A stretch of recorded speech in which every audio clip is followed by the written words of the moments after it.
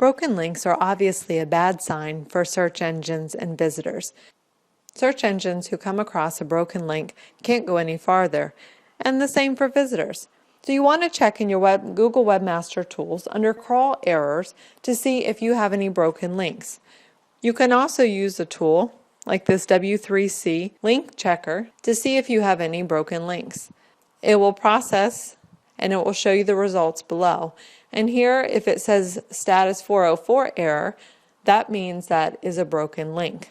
So here I will see that livelongandprosper.com / their phone number is a broken link. And if I go back to their website, I'll see that at the top of their website, this does in fact come up as a link. So of course, if you click it, that means the search engines and visitors will go to this 404 error page, which means they're likely going to close the website and end their search.